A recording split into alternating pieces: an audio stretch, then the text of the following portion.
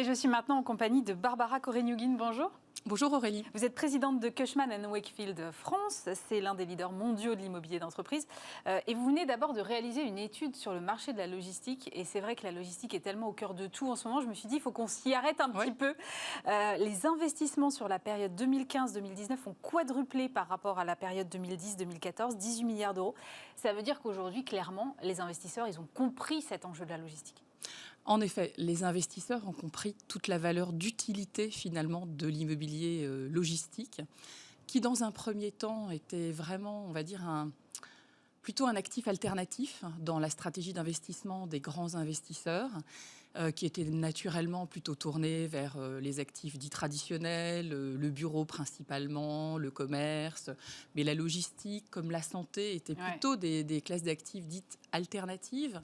Parce qu'en fait, derrière ça, il y a de l'operating business, en fait. Et comme ce sont des actifs que les gens ne comprenaient pas nécessairement très bien, eh ben, dans un premier temps, il y a plutôt des investisseurs, on va dire, un peu plus audacieux que d'autres qui sont allés vers cette classe d'actifs. Aujourd'hui, c'est vrai que année après année, et la crise sanitaire, évidemment, qui est en cours, qui ne s'est pas terminée, mais disons dont on a mesuré l'ampleur, a mis finalement en évidence toute la valeur d'utilité de cette classe d'actifs qui rapproche finalement le produit du consommateur final.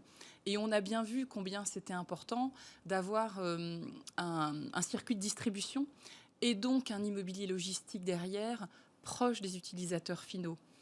Donc, en fait, effectivement, c'est vrai, vous avez raison, les volumes d'investissement se sont accélérés sur cette classe d'actifs logistiques et ça va continuer parce qu'on s'est rendu compte combien c'était essentiel à notre vie quotidienne.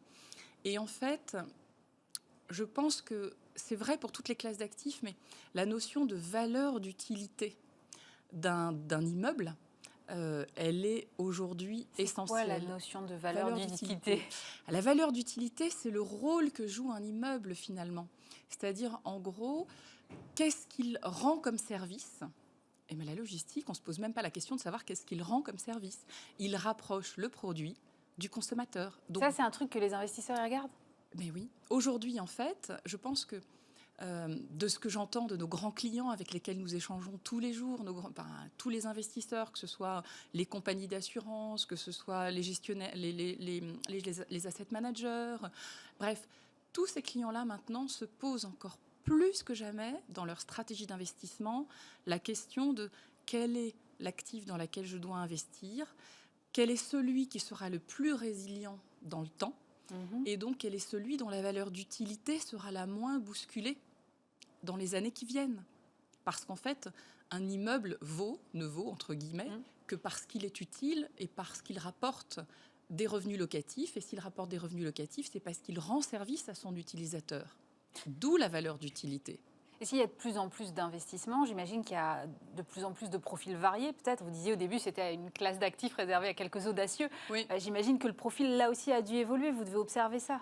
Le profil a en effet beaucoup évolué. Et c'est vrai que l'année dernière, par exemple, je crois que c'est à peu près 4 milliards qui ont été investis en logistique. En France en tous les cas. Bon, nous sommes un acteur, vous l'avez rappelé, effectivement, à l'échelle mondiale. Et on intervient aussi sur la cession de portefeuilles pan-européens. Nous avons notamment participé à la cession de 2 gros portefeuilles l'année dernière. Un portefeuille pour une valeur d'1 milliard d'euros qui a été cédé à GIC, donc le fonds souverain de Singapour, et un deuxième portefeuille qui a été cédé au fonds allemand Union Investment pour 800 millions d'euros. Donc on voit bien effectivement qu'on a des profils, des fonds souverains qui n'étaient pas là avant, des fonds et aussi des asset managers qui investissent pour le compte de leurs clients qui sont souvent des compagnies d'assurance. Voilà. Donc en fait, on a maintenant à la fois des stratégies locales d'investissement, mais aussi des stratégies pan-européennes. Avant, vous aviez des asset managers spécialisés dans cette classe d'actifs qui ont évidemment occupé le marché pendant des années. Aujourd'hui, c'est de moins en moins une affaire entre guillemets d'ultra spécialistes parce que c'est une classe d'actifs qui est devenue mieux connue, mieux comprise. C'est notre rôle aussi en tant que conseil. Et moi, j'ai des équipes à la fois en location et à la fois en investissement qui accompagnent nos clients pour les aider à comprendre finalement le sous-jacent et les aider à choisir finalement dans leur stratégie d'investissement quels sont les actifs logistiques dans lesquels il faut investir. Donc on accompagne parfois des vendeurs et parfois des acquéreurs. Parce que quand on est acquéreur pour la première fois d'un actif logistique, on a peut-être besoin d'avoir quelqu'un, ça s'appelle buy side, qui est à côté de vous et qui vous rassure et qui vous explique le modèle économique, qui vous explique la résilience des cash flows, c'est-à-dire des revenus locatifs, etc., pour que vous puissiez vous dire « Ok, j'y vais ». Est-ce qu'il y a une attractivité particulière de la France, du fait de sa position peut-être géographique, un peu aux avant-postes de l'Europe ? Bien sûr, la France est un des premiers marchés logistiques. Alors, ce que l'on constate depuis quelques années, et cette année dernière a vraiment accéléré là aussi la tendance, c'est que vous avez cette fameuse qu'on appelle la dorsale, donc Lyon, Paris, Marseille, Lille, etc. Bon, la dorsale.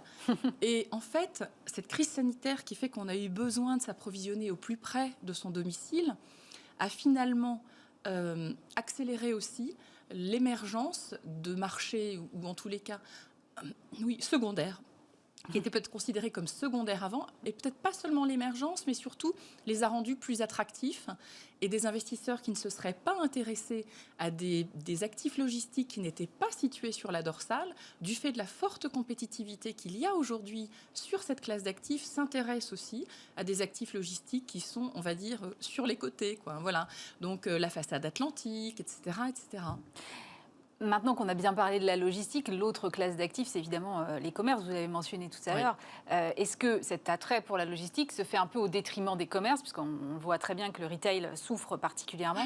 Comment est-ce que vous voyez des arbitrages qui se font aujourd'hui ? Alors, très objectivement, pas encore. Le volume d'investissement en commerce l'année dernière est resté stable par rapport aux 5 dernières années, en baisse effectivement par rapport à l'année 2019, mais globalement pour l'instant stable. En fait, ce qui est très particulier, c'est que l'année 2020, avec cette crise sanitaire, a fait que le commerce devient en fait à la fois omnicanal, encore plus, ça a accéléré des tendances déjà à l'œuvre, et omnilivrable.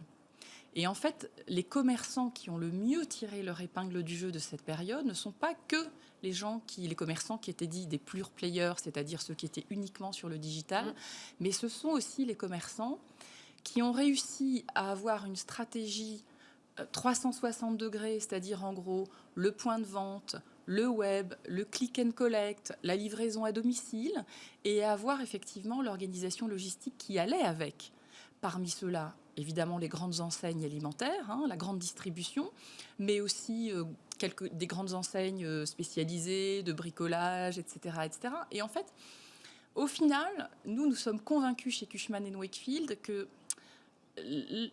c'est un écosystème qui se renvoie la balle.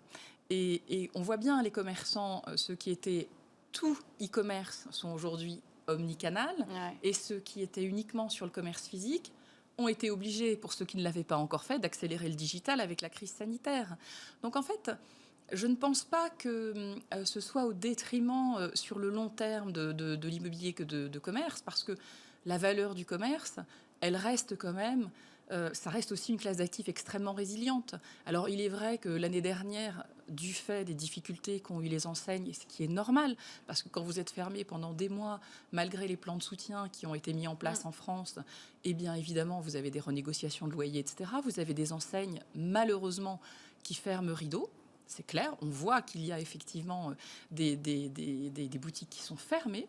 Pour autant, nous sommes convaincus, et on a vraiment une histoire forte avec le monde du commerce, chez Cushman & Wakefield.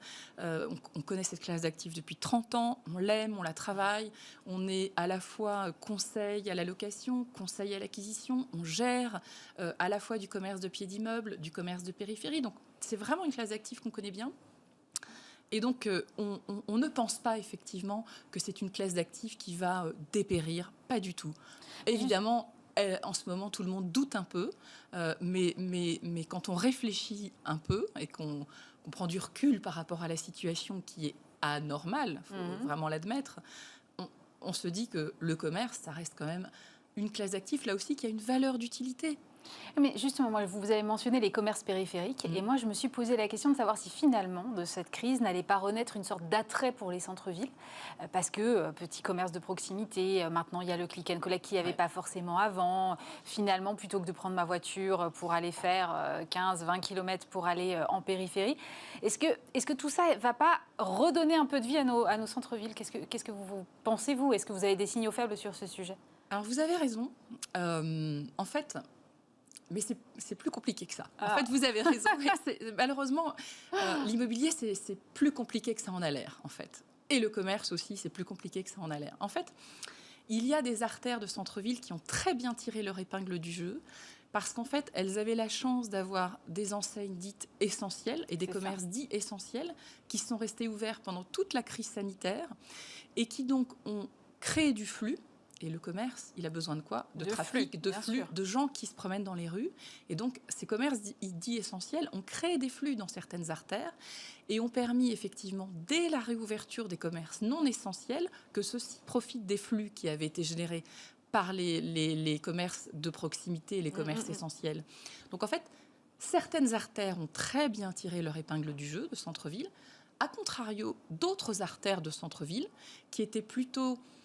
tirées d'une façon générale par les flux liés à la fréquentation touristique, eh ben elles n'ont pas du tout tiré leur épingle du jeu. Donc en fait, c'est pas si simple que ça. Il y a centre-ville et centre-ville, et ça dépend finalement de la mixité ou de la typologie des commerces qu'on a dans certaines artères. Et donc sur la périphérie, en revanche, on a sur la périphérie, là aussi, c'est pareil. En fait, c'est pas si simple. C'est-à-dire qu'en fait, ce qu'on appelle les retail parks, qui sont les centres commerciaux à ciel ouvert. Paradoxalement, eux ont très très bien tiré leur épingle du jeu parce que justement, comme ils n'étaient pas fermés, ils ont pu rester ouverts. Très bien, j'ai compris. On voit l'idée. Et donc en fait, les consommateurs ont pu continuer à venir consommer dans ces centres parce qu'il n'y avait pas de mise en place de restrictions de mesures sanitaires. Donc en fait, certains commerces de périphérie ont très bien tiré leur épingle du jeu parce qu'ils n'étaient pas bloqués réglementairement. A contrario, les grands centres commerciaux, et on le voit bien, ils ont été de nouveau fermés, les grands centres commerciaux fermés, c'est-à-dire avec un toit, j'ai bien compris. Eux, ils ont souffert, bien sûr. Mais globalement, quand on regarde les chiffres annoncés par le Procos, c'est la Fédération des commerçants. Tout à fait. Les chiffres annoncés par le Procos, c'est moins 18% au global l'année dernière de chiffre d'affaires des commerçants. Ça ne me paraît pas tant que ça. Mais compte tenu d'une année aussi catastrophique quand même, avec des mois de fermeture, de j'ouvre, je ferme. De stop and go en permanence. De stop and go en permanence. De couvre-feu, etc. C'est pas si catastrophique. Et c'est le Procos qui dit ça. Un autre chiffre qui est intéressant quand même, et là on voit bien que les grands centres commerciaux, ce sont ceux qui ont le plus souffert, moins 28%, et là ce sont les chiffres annoncés par le CNCC, qui est l'organe de représentation des grands bailleurs, d'accord, des foncières, etc. Bien sûr. Donc en fait, il n'y a pas une seule histoire dans le commerce, il n'y a pas une seule histoire centre-ville versus périphérie, il y en a plusieurs, et c'est là où notre métier de conseil, trouve toute sa... Non, mais c'est intéressant, ça veut dire que dans les prochains centres qui pourraient être construits, on va peut-être les penser différemment et plus faire un truc complètement cloisonné forcément. Oui. Alors c'était déjà une tendance qui était à l'œuvre. On voulait de la mixité environnementale également, j'imagine. Il y avait les enjeux environnementaux, il y a les enjeux de mixité. La ville du quart d'heure, être à un quart d'heure de son bureau, être à un quart d'heure de l'endroit où on consomme, être à un quart d'heure de l'endroit où on a des loisirs, de la culture. Tout ça, en fait, ça accélère les tendances. Le moratoire sur la création de nouvelles surfaces commerciales fait qu'on va nécessairement transformer certains centres commerciaux. Et on voit bien que certaines grandes foncières se sont rapprochées, certains grands groupes de distribution. On a vu dans la presse Altarea, Cogedim, Carrefour, qui font un partenariat pour transformer certains grands pôles de commerce et pour introduire de la mixité à l'intérieur de ces pôles de commerce, pour créer du logement, du bureau, des centres médicaux, enfin que sais-je encore. Donc c'est bien la tendance qui va se poursuivre. Et en effet, on aura aussi les enjeux, évidemment, du réchauffement climatique, les enjeux de la crise sanitaire dont il faudra tenir compte. Ça veut dire qu'effectivement, le modèle du commerce de périphérie, il va bouger aussi. C'est sûr. Vous parliez de la ville du quart d'heure avec évidemment l'immobilier de bureau. Là aussi, beaucoup de chamboulements. On a beaucoup dit, ah, ça y est, les grandes tours pleines de bureaux, c'est fini, puisque tout le monde est en télétravail et que ça va durer ad vitam aeternam. Je pense que là aussi, vous allez me dire, c'est plus compliqué que ça. Clairement, on ne va pas fermer demain toutes les tours de la Défense. Non. D'abord parce que on se rend compte, ça fait 1 an. Déjà. Hein. Bientôt 1 an. Nous sommes le 11 février. Non, 12. Oui. 11 mars, voilà. On est presque à 1 an. Et en fait, finalement, la conclusion ou les conséquences qu'on peut retenir de cette leçon, quand même, c'est la leçon qu'on peut retenir de cette période, c'est nous sommes des animaux sociaux quand même, les êtres humains. Donc on a besoin d'échanger, on a besoin de se retrouver avec nos collègues. On est tellement content quand on travaille sur un projet ensemble. Donc le bureau, ça reste quand même un vecteur d'inclusion sociale. C'est quand même la première des choses, parce qu'au bureau, tout le monde est pareil, ce qui n'est pas le cas sinon. C'est un outil formidable de levier d'engagement des collaborateurs. Les gens ont plaisir à se retrouver, ils sont en manque de tous les échanges informels. Oui, bien sûr. Donc, l'immeuble de bureau n'est pas mort, loin s'en faut. Pas plus les tours que les immeubles dits, entre guillemets, pardon pour le mot technique, code du travail. L'immeuble de bureau n'est pas mort, simplement. C'est sûr que là aussi, quand on va revenir de façon durable tous les jours au travail, on va probablement être plus exigeant. Bien sûr qu'on va garder sans doute des habitudes de plus être serrés les uns à côté des autres. Donc ça veut dire qu'au lieu d'avoir 10 mètres carrés par collaborateur ou 8 mètres carrés par collaborateur, comme ça a été le cas parfois, parce qu'on était à outrance vers une tendance à vouloir densifier les plateaux de bureau, on dédensifie les plateaux de bureau pour déjà avoir des espaces de distanciation qui font que s'il y avait d'autres crises sanitaires, on serait prêt. Ouais.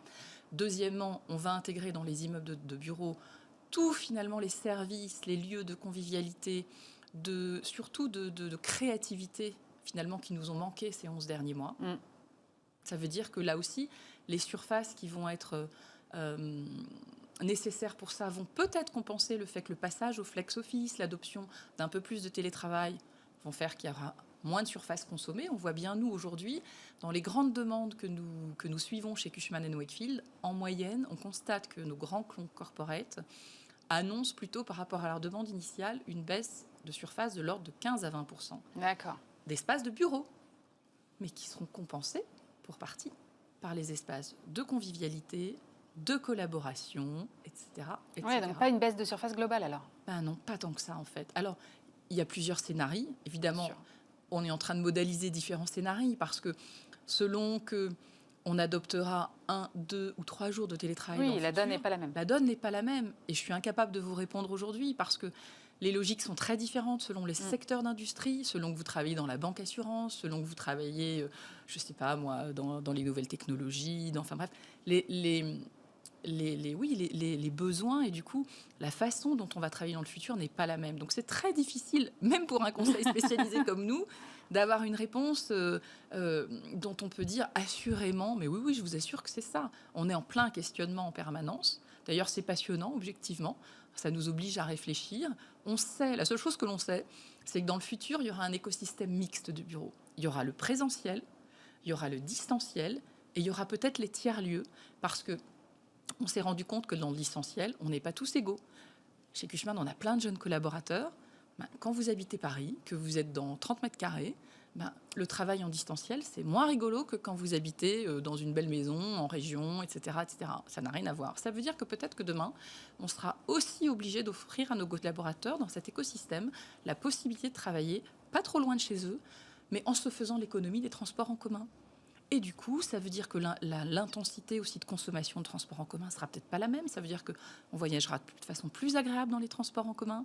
Enfin, tout ça, il y a une réflexion qui est à l'œuvre en ce moment avec toute l'intelligence collective qu'on peut avoir entre les conseils, les urbanistes, les collectivités locales, les architectes, les sociologues. Enfin, on vit une période certes challenging, mais passionnante. Merci beaucoup, Barbara Korenioguine, présidente de Cushman & Wakefield France. Merci d'avoir été avec nous. Merci Aurélie, merci beaucoup.